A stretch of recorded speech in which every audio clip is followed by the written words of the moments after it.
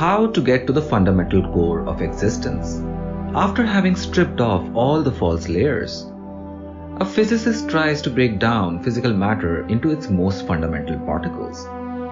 At the subatomic level, the material world starts to get a little fuzzy. The behavior of matter seems to get influenced by the glance of the physicist.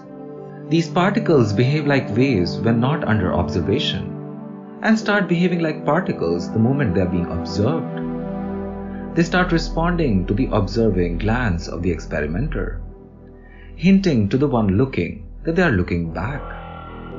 So the most basic particles of the material world demonstrate consciousness. Consciousness of the observation, of the observer. Science till now is still grappling with the idea of trying to observe consciousness though. It faces the same dilemma a spiritual enthusiast faces in their quest.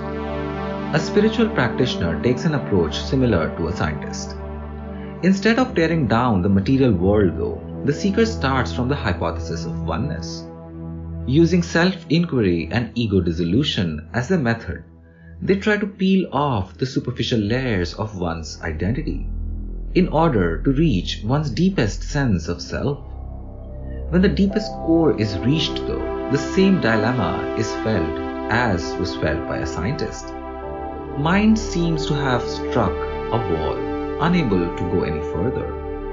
Both reach the same conclusion. Consciousness cannot be observed by the mind.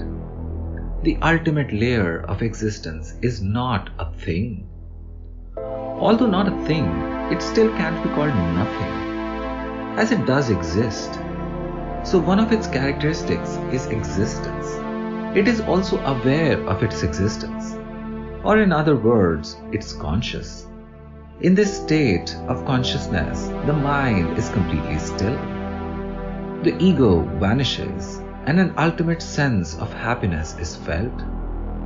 This happiness being quite distinct from the ephemeral pleasures that are derived from sensory perceptions.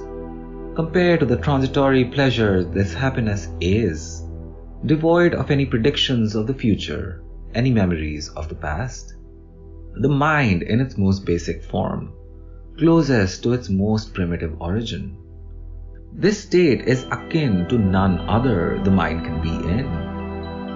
Peel off the layers of egoity until you reach the state of oneness with your existent, eternal conscious self, and find the greatest joy within. May there be peace.